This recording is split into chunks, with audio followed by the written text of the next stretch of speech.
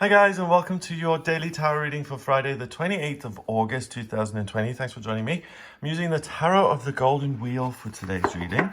Let's see what the cards want you to know for Friday the 28th of August. So I'm going to choose 3 cards here. See what the tarot has to say. Okay, so first card we have the Queen of Wands. Wonderful. Then we have the Four of Cups. And the Lovers. Wonderful. Okay.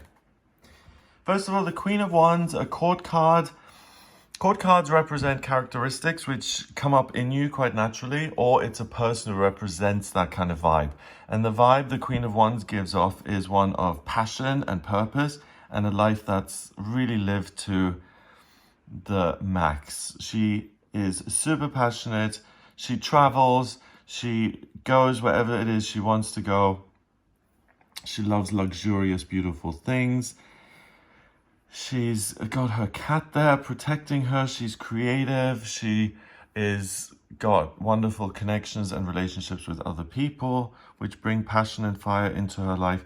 And she's mastered, which i.e. you have mastered today, how to have fun and to bring all the good stuff up in your life and how to mitigate the negatives. So losing your temper, getting angry, getting frustrated and flustered by things not going your way. Instead, you stay in that happy, protected bubble that allows you to have a lot of fun today and to let negatives just pass you by.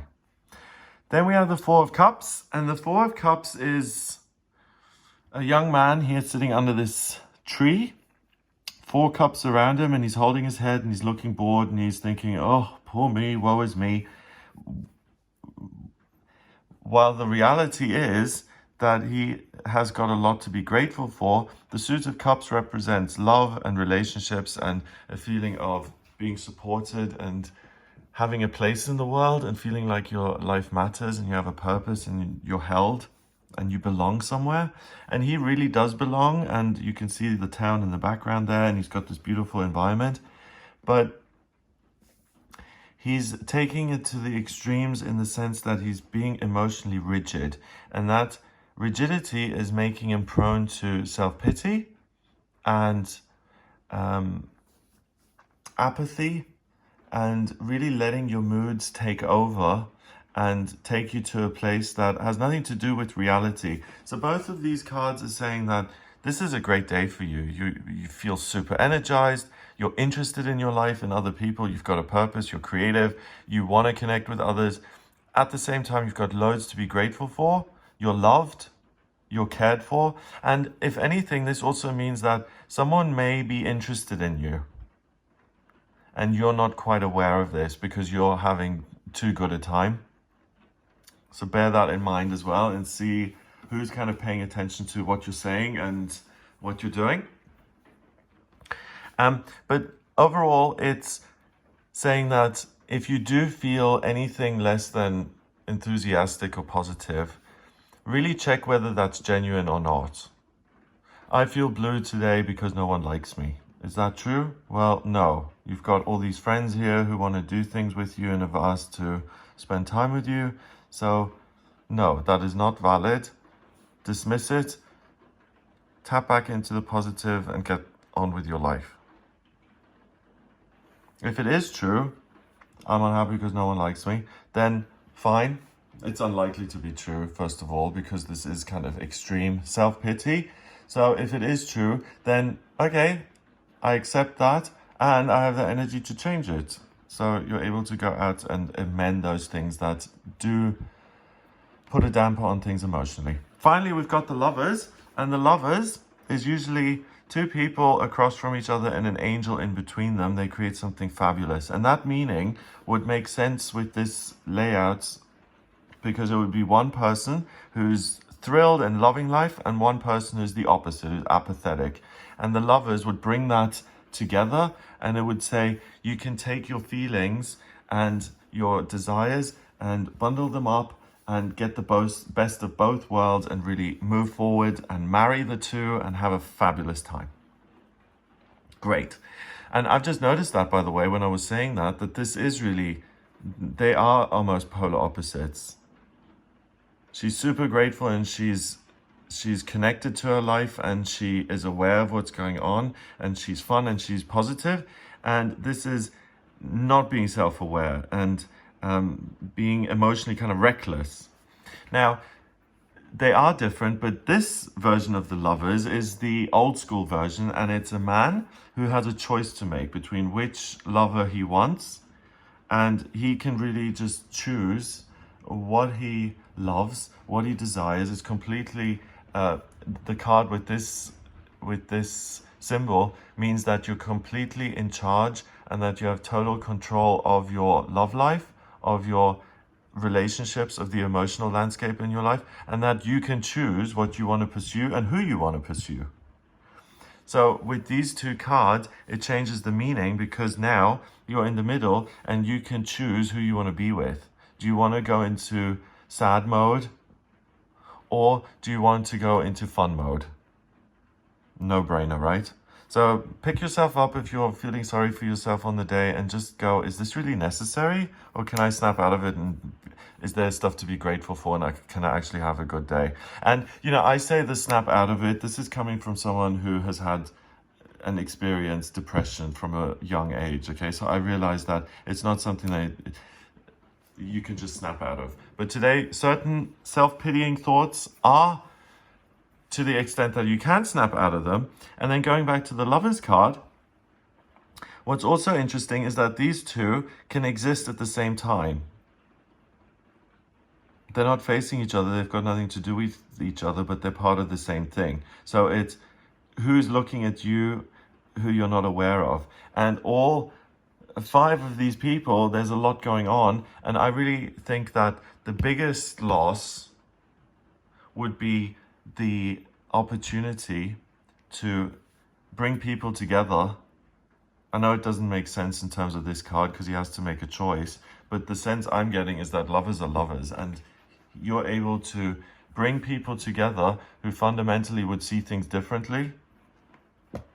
Friends from different friendship circles, family from different ends of the spectrum who see things differently.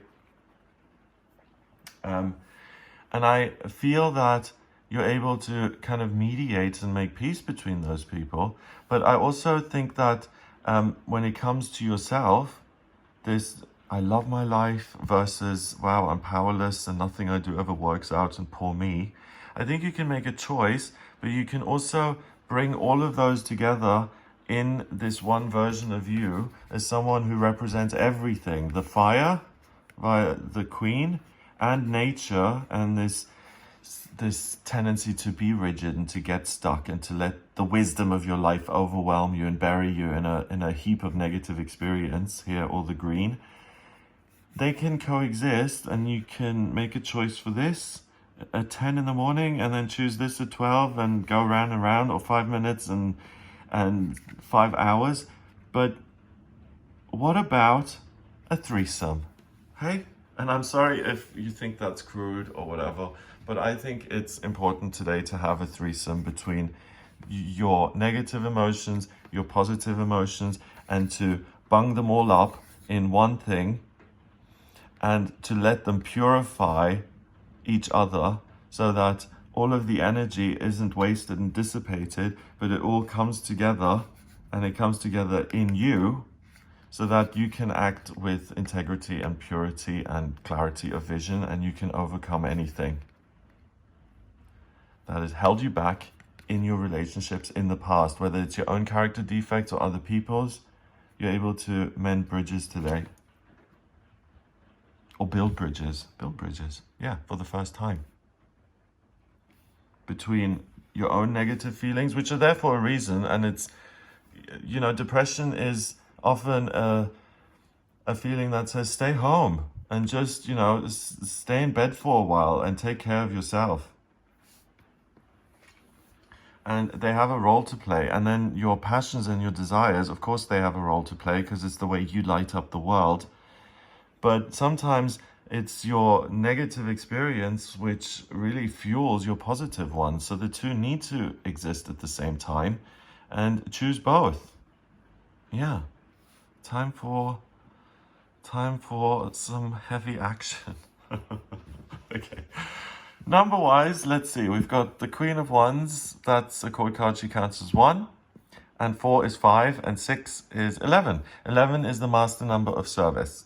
So be of service to the world by really combining everything in you and not partitioning yourself into little bits of acceptable and not acceptable. And be of service to other people by making your relationship with them better, or by bringing them together with other people, and by building those bridges.